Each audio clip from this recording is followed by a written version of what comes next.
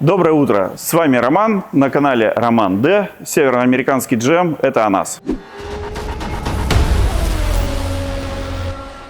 Сегодня у нас в сервисе 4 автомобиля, производства General Motors Escalade, Tahoe, Blazer и еще один Tahoe. Сегодня мы, наверное, поговорим о самой частой проблеме автомобилей поколения К2. Как вы догадались, это мотор.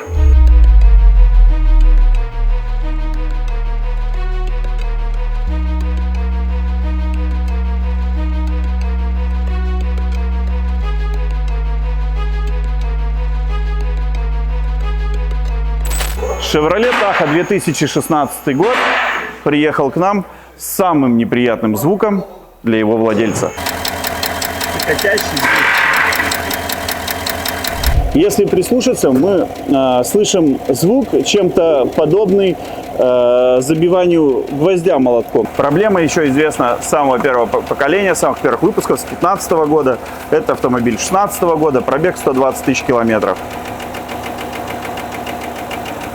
Каждый владелец, наверное, когда-либо услышит этот звук. Чем мы можем помочь? Наверное, только вскрыть двигатель и заменить сломанный узел. Сейчас будем смотреть. С нами сегодня на этой машине механик Камал.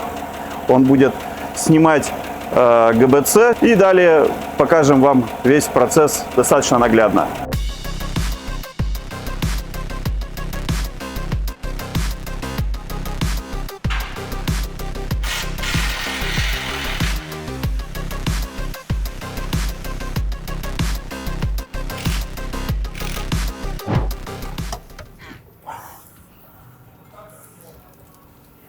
Клапанка-то хорошая, даже чистая очень.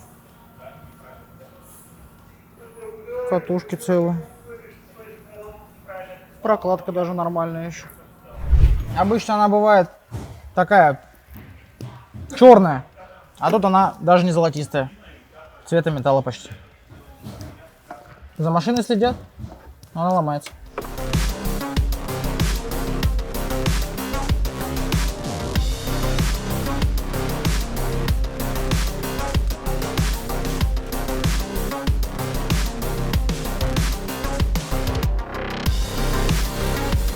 Ну что, спустя короткое время, 4-й цилиндр, впускной клапан.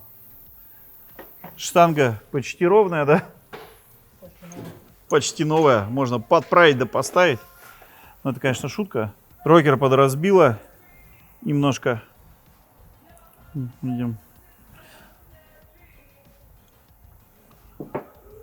Рокер под замену.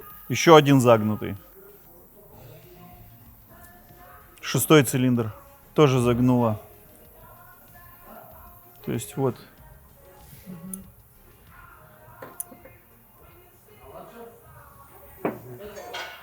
Остальные вроде ровные. Сейчас снимем, посмотрим. Ну тут что у нас? Джекпот, да? 2 гидрика. Разбираем дальше, снимаем голову, выявляем дефекты в гидрокомпенсаторах, в распредвале и снимаем плиту.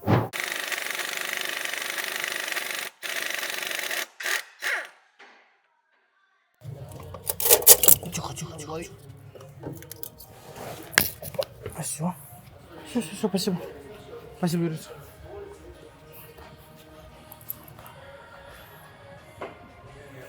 Вот так вот. Ну, здесь в целом-то все вроде неплохо выглядит. Тут набитости есть.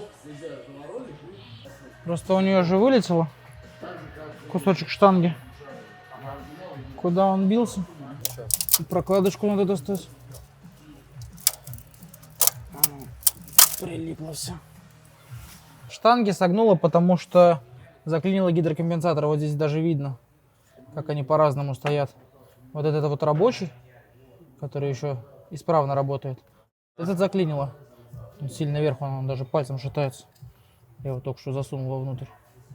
Я сейчас откручу и достану их, и будет видно. Начнем пока с первых цилиндров.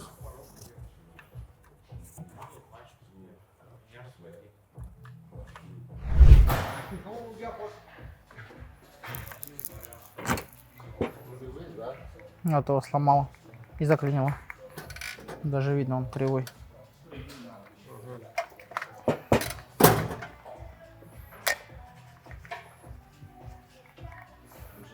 Этот нормальный еще. Можно увидеть царапину. Вот этот ролик скользит по распредвалу. Он имеет небольшие задиры. В принципе, это не страшно и не критично. Но как факт, задиры присутствуют. Сейчас достанем еще, где согнуло у нас.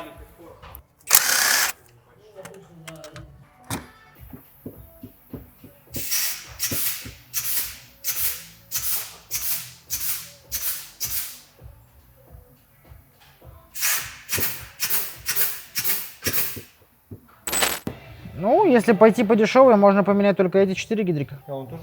Потому что вот эти обычно не страдают. А, ну да, вот как раз. Следующий. Это 4-й цилиндр.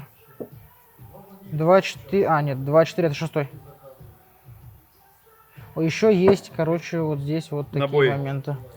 Ух ты. Небольшие задирчики. Привет, распредвал. Да, вот вопросы к распредвалу есть. Вот здесь тоже. Ну, это потому что их колотило там. Тут сильно. Ну, вот здесь одна царапина.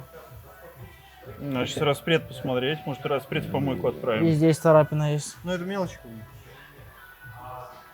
Ну, большинство из них имеют царапины на ролике. Вот это вообще, кстати, хороший. Ну, это говорит нам о выработке Вот это хороший. повышенной на распредвале. Скажу сразу, есть нюанс. Двигатель на этом автомобиле мы ремонтировали 20 тысяч километров назад. Причем проблема была в той же самой правой голове. Но по согласованию с клиентом и в обход регламенту GM мы не стали менять плиту деактивации цилиндров, да, с какой-то, может быть, вероятностью того, что она выживет, да, с надеждой на какую-то удачу, но, к сожалению, не прокатила. В этот раз придется сделать.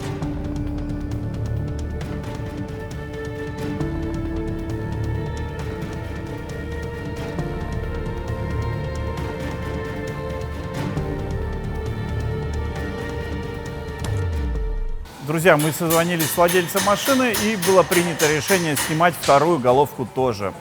Объясню почему. Решили убирать систему отключения цилиндров V4.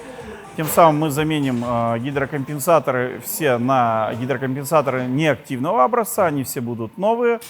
Заменим кассеты гидрокомпенсаторов, так называемые направляющие гидрокомпенсаторов. Заменим все штанги, чтобы не было у нас в последующем никакого ой там с гнутыми штангами и так далее. Заменим все пружины клапанов, поменяем маслосъемные колпачки. Плиту физически мы оставим на месте, но программно мы ее отключим. Каналы плиты мы заглушим специальными заглушками, которые широко получили свое развитие в Америке. То есть у них эта практика приветствуется, у нас тоже. По статистике, все машины, которые были у нас, так скажем, где была оккупирована данная функция отключения цилиндров, успешно ездят и по сей день.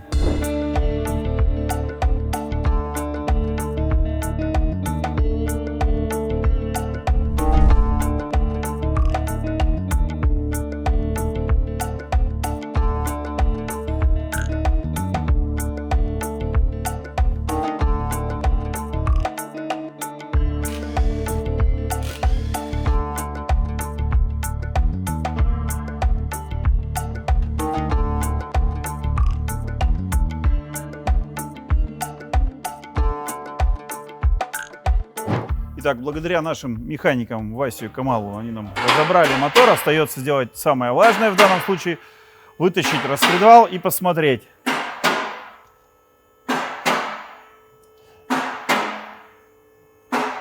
Для удобства крутим палец, так называемый. Потому что для демонтажа должна использоваться специальная туза, которой у нас, к сожалению, нет. Смотрим кулачки и шейки.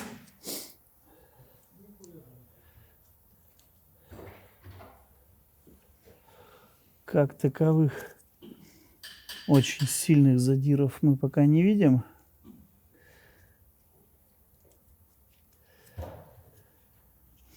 Я думаю, нам нужно будет его отмыть и по-хорошему посмотреть. А, вот Вася находит мне, да. Один кулачок, царапина. Второй кулачок, царапина. Достаточно глубокие. Ногтем даже ощущается. Пока непонятно, есть ли смысл это вообще все полировать, либо заменить на новый. Видим задиры на кулачках 7-го цилиндра и 8-го тоже. Задир достаточно глубокий, даже ощущается под перчаткой ногтем. Будем рекомендовать распредвал к замене. К сожалению, это уже дефект достаточно значительный. И долго он у нас не проходит. В достаточно неудобной позе, но Максим у нас инспектирует вкладыши распредвала, насколько это возможно, да, путем помещения фонарика и смотрового зеркала в каналы двигателя и в паз распредвала. Сейчас он произведет оценку, скажет, под замену ли вкладыш. То есть сейчас это, наверное, для нас какое-то приоритетное будет значение для того, извлекаем мы двигатель или не извлекаем. Но судя по профилю самого распредвала, имеет износ и по шейкам, и по кулачкам. Явно сильных каких-то повреждений я не вижу. Единственное, что видна выработка на вкладышах. В идеале, конечно, я бы их померил. Например, явно каких-то сильных повреждений нету. Летающего мусора в масле тоже не видно. Вот, то есть, видимо, осколки не взлетели еще. Ага, Вот, ага. но видно, что есть выработка на вкладышах. Это выработка, это рабочий износ или это Рабочий повреждение? износ, да, рабочий износ. То есть в целом, наверное, если все в порядке, мы сейчас смотрим, их можно будет оставить, да? Да, да, да. Все, отлично. Но в любом случае это и хорошие новости как для нас и для хозяйки, тем, что работа будет локализована только в подкапотном пространстве, двигатель на вынос не пойдет. Но, как я и подчеркнул, вчера было принято решение переделывать систему V8 на работу на постоянной основе. То есть система V4 будет из этой машины исключена.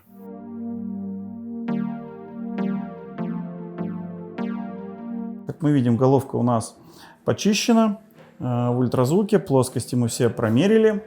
Они все входят в модульное значение по мануалу, то есть дополнительная фрезеровка в данном случае не требуется. Втулки направляющих клапанов промерили все в допуске. Клапана все в хорошем состоянии, то есть убитых клапанов у нас нет. Бритв, как говорят, тоже нет. То есть Максим все клапана у нас механически почистил, обслужил. Дальше он будет устанавливать клапана. Пружины все проверены, промерены. Все с ними в порядке, то есть замены пружин не требуется. Маслосъемные колпачки, естественно, установим в любом случае новые, так как на данном этапе это достаточно быстро и с позиции ремонта это правильно, потому что у нас все лежит в открытом виде, да, то есть ставим новые колпачки, ставим клапана, пружины, сухарим клапана. Головка у нас готова к установке, мы вернем ее в полиэтилен, там, в стрейч, чтобы не допустить никаких механических повреждений, либо не допустить там дополнительно какой-то грязи, еще чего-то, чтобы потом ничего все это перемывать. Это упакуем, берем, и она будет ждать своей очереди для установки уже непосредственно на автомобиль.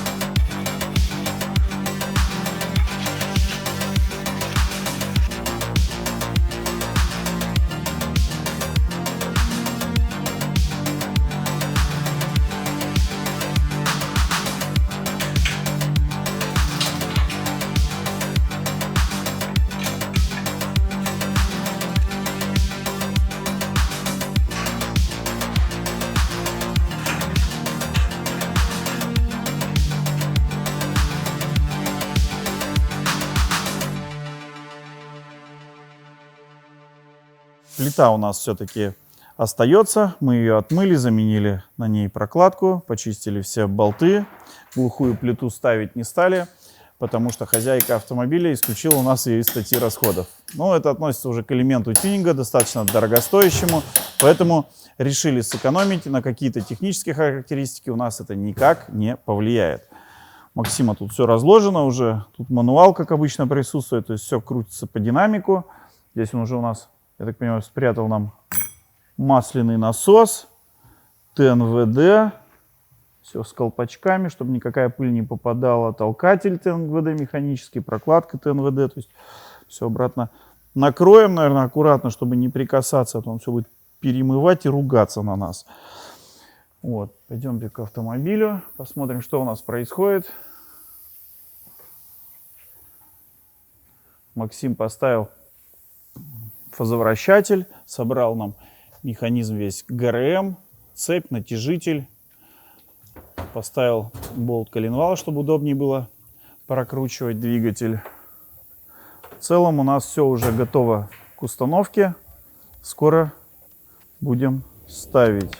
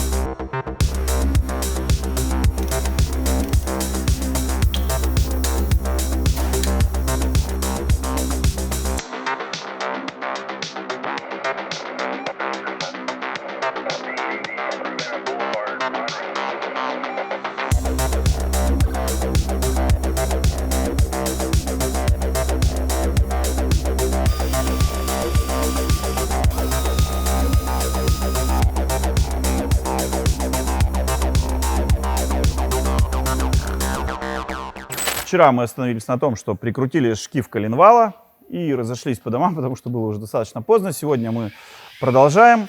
Максим выполнил свою основную часть работы, да, собрал нам двигатель, поставил бошки, поставил переднюю крышку, поддон. И теперь механик Василий у нас занимается сборкой в подкапотном пространстве, да, ставит все навесное. Сейчас он ставит выпускные коллектора. Дальше будет, я полагаю, помпа, впуск, ремень, генератор. И потом мы будем уже накидывать на автомобиль так называемую морду. У многих был вопрос, зачем мы снимаем морды. Можно и так, можно лечь, там, да, там как-то крутить. Нет, на самом деле это крайне неудобно. Да, у вас там в ролике это все длится 10 минут, 20-30 минут, и все счастливы. На самом деле собирать достаточно долго. И представьте себе человека, лежащего под капотом, да, и пытающегося протянуть там болты, да, с определенным усилием и потом с определенным доворотом. Ну, наверное, не очень удобно. Если не верите, попробуйте сами, да. Для нас намного проще разобрать, отнести в сторону, да, установить все там на стенды, на треноги, на рога, разложить все и продолжать работу именно вот в таком, так скажем, в технически подготовленном пространстве, да, и мы не боимся, что мы можем повредить бампер, фару, решетку и так далее. То есть это так называемая разумная экономия денег клиента, своих денег, средств, да, каких-то материальных других и времени. Вася, так удобнее крутить? Конечно, честно удобнее. скажи. Удобней? Удобней. Вам говорит действующий механик. Есть моменты, которые находятся с той стороны двигателя, которым просто так через верх не очень удобно подбираться. Что в данном случае при разобранной морде достает полный, как говорится, доступ к двигателю и к его всем агрегатам. Так что лучше потратить час-два, разобрать и все красиво сделать. В процессе съемок вы видели кадры, да, где у моториста все было подготовлено, да, окна, порты впускных коллекторов заклеены, заклеен был встречи поддон, да, все везде загерметизировано. У многих, наверное, может быть ошибочное мнение, что это все достаточно картинно, что это специально снято под видео. На самом деле нет. Кто знает нашего механика Максима, да, знает его подход к работе, всегда именно так. Всегда долго, всегда качественно, всегда все под карандаш. То есть это не постановочные кадры, еще раз повторюсь, и любой клиент, да, кому мы производим ремонт какого-то агрегата, может в любое время посетить сервис, да, вместе с механиком, посмотреть, что происходит, на какой стадии находится ремонт того или иного агрегата. То есть у нас достаточно открытое пространство, мы приветствуем, да, нахождение клиента, допускаем нахождение клиента в сервисной зоне и с удовольствием объясняем, показываем, разъясняем, согласовываем, ремонтируем. Ну, повесили мы катушки, подключили их.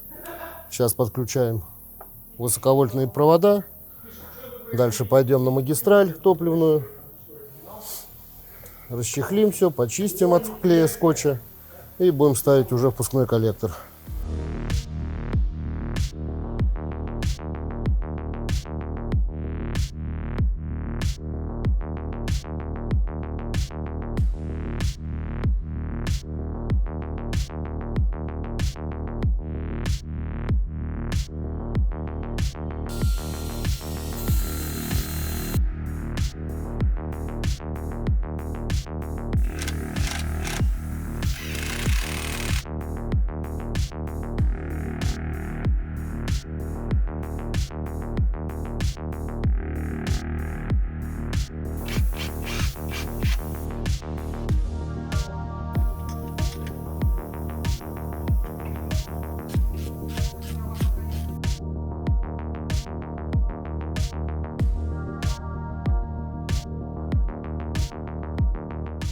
Часто сталкиваемся от клиентов с вопросами, почему дорого менять трубки охлаждения, там, ДВС, КПП и так далее. На самом деле у трубок охлаждения достаточно сложная форма, неправильная, то есть они частично стоят из шланга, частично именно как трубка, да, прессовка, изогнутые концы и так далее. Если мы детально обратимся именно, как это у нас на машине выглядит, то есть от переднего радиатора у нас идет трубка, сверху проходит над мостом, проходит у нас над рулевой рейкой и заходит у нас, получается, над масляным фильтром в поддон. Он, Вася, как раз рейку ставит. То есть физически сделать это грамотно, наверное, невозможно. Но помимо этого нужно сделать не только грамотно, но в первую очередь качественно. Чтобы это сделать качественно, мы должны, так сказать, обезопасив себя, подготовить себе пространство, в котором можно трубками, грубо говоря, манипулировать так, как тебе удобно, да, безопасно их протягивать, не гнуть, не подгибать, не толкать их там, да, вспоминая чью-то мать и так далее. Только разобрав переднюю часть машины, да, в некоторых случаях, сняв мост и рейку, можно это сделать. Сделать хорошо, качественно и быстро. Экономьте время, не ломайте запчасти, обращайтесь только в проверенные сервисы. По любым техническим вопросам готовы вам помогать, с кем-то готовы спорить, аргументы всегда есть.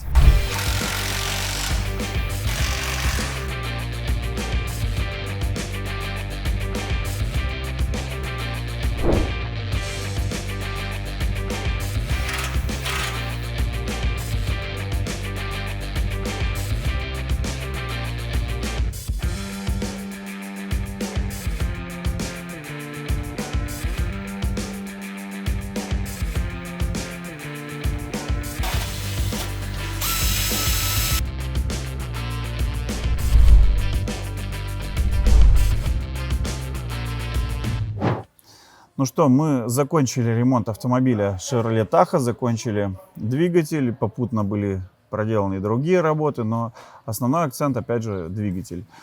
Мы заменили распредвал на тюнингованный распредвал без отключения цилиндров, настроили мотор программно, заменили все узлы, как вы уже успели посмотреть, и автомобиль готовится к выдаче своей хозяйки.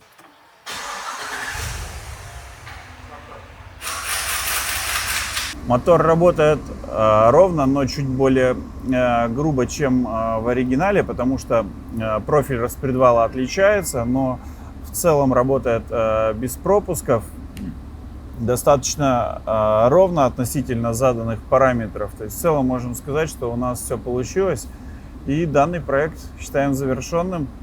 Следите за нами, подписывайтесь на наш канал, Здесь хорошо чинят, здесь любят GM.